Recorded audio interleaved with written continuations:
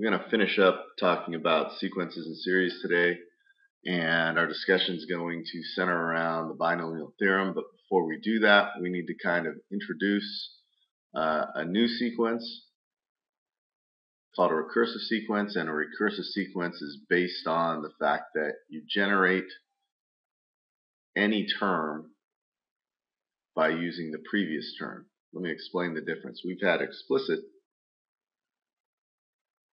sequences before where we had something like a sub n is equal to n plus 7. So if I wanted the 100th term, I would simply plug in 100 and get 107. Oops, 107. Now if I have a recursive formula,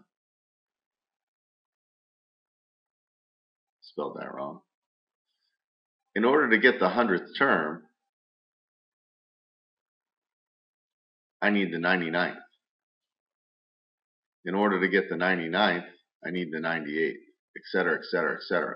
So having just what term you want really doesn't help. Very famous recursive formula is called the Fibonacci sequence, and it reads 1, 1, 2, 3, 5, 8, etc., etc., etc. And you'll notice that each term is generated by the sum of the previous two. 1 plus 1 is 2, 1 plus 2 is 3, 2 plus 3 is 5, 3 plus 5 is 8, etc., etc. And although this states that you use the previous term to get the next term, you could use any combination of previous terms sequentially over and over again to generate terms. The recursive formula that we're going to look at most today is called Pascal's triangle, which will feed into our binomial theorem. Now in Pascal's triangle, Pascal created this triangle where on the outside diagonals of his triangle he has ones, and then once you get past this first row right here, they call this the 0 row up top. Once you get past the first row, the number following in the next row is the sum of the two on either side of it in the previous row. So if you take a look, it has once again ends of 1, but this middle term is the sum of 1 and 1. Ends of 1, but these middle terms are generated by the sum of the two numbers on the previous side of it in the previous row. So 3 is 2 plus 1, then we move down, 4 is 3 plus 1, 6 is 3 plus 3, 4 is 3 plus 1, etc., etc., and that keeps on moving down the line. Now where this has practical math applications is Pascal's triangle directly relates to binomial expansions. Binomial expansions are just taking any binomial term and raising it to a power. And you'll notice that every number in each row of Pascal's triangle corresponds to the coefficients of the binomial expansion of that particular degree. So if I have a second degree binomial expansion, x plus y squared, we notice our coefficients are 1, 2, and 1. Well, that's exactly that second row of Pascal's triangle.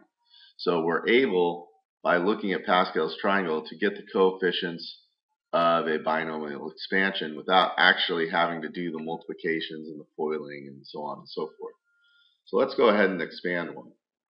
We're going to take the binomial 2a plus 4 raised to the fourth and expand that using the fourth row of Pascal's triangle.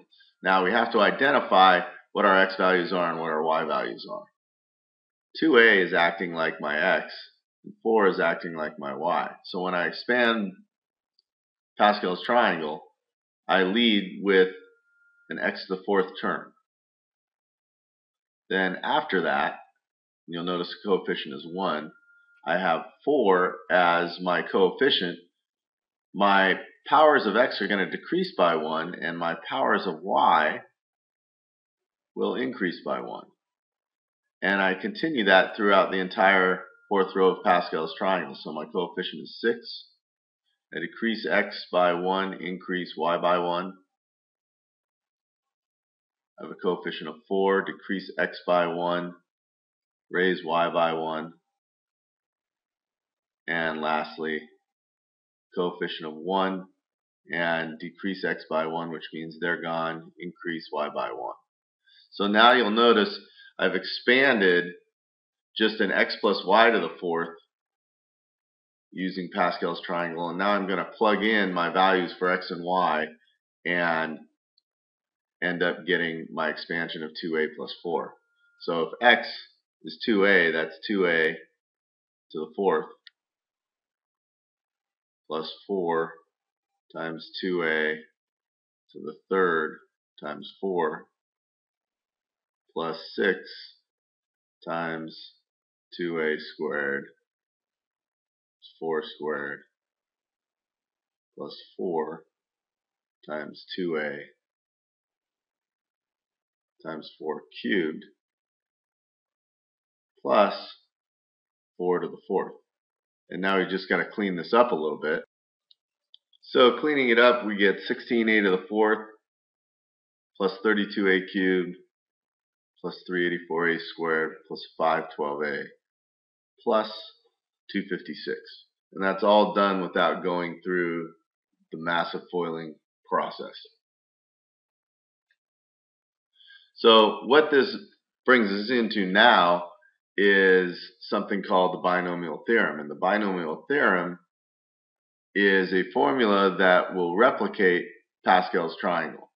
So here you'll see I have our binomial expansion, x plus y to the n, and that's equal to the sum of the following sequence, okay, or series once I end up adding it all up.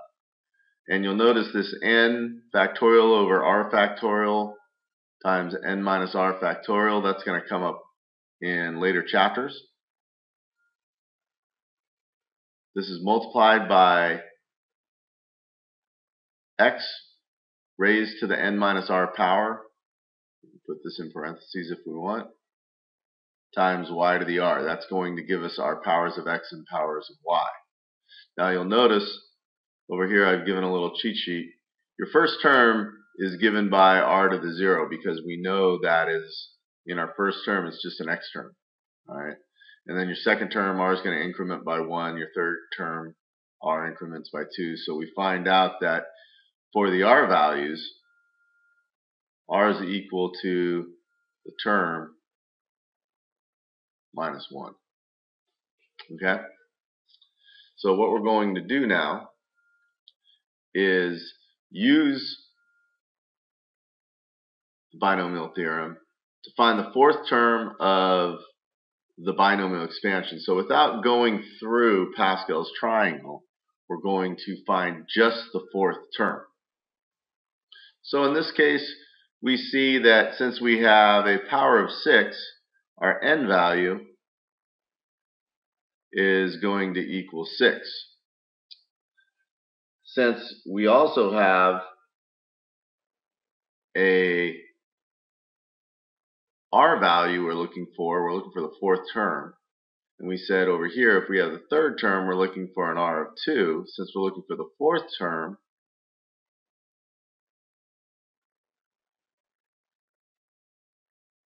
r is 1 less than that, so r is equal to 3. So what I'm going to do now is I'm going to take and plug into this formula. N is 6, so I have 6 factorial. R we said was 3, so that's 3 factorial times 6 minus 3 factorial. X is going to be the term 2x.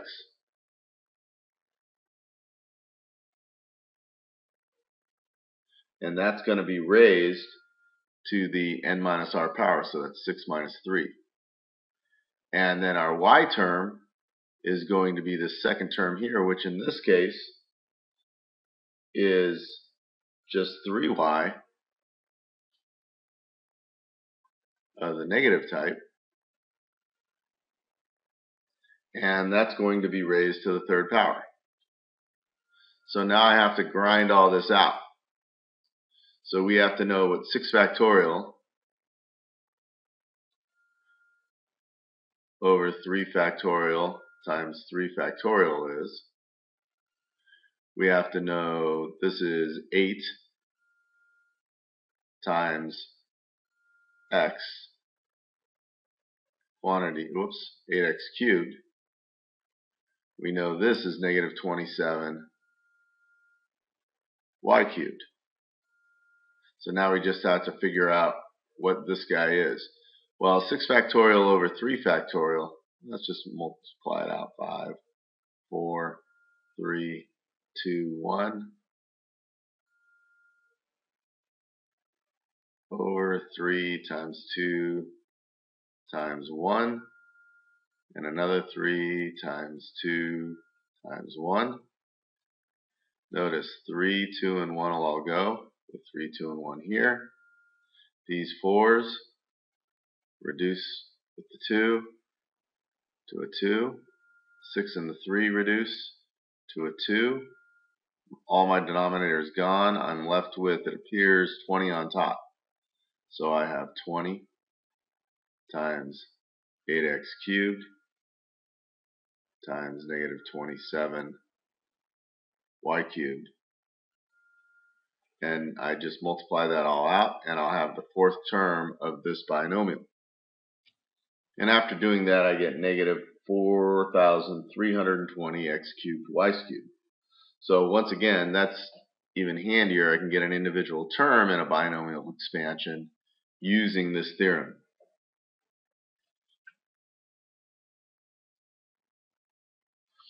All right. I want you to try a couple of these and see what you come up with. We'll give a quick review tomorrow and go from there.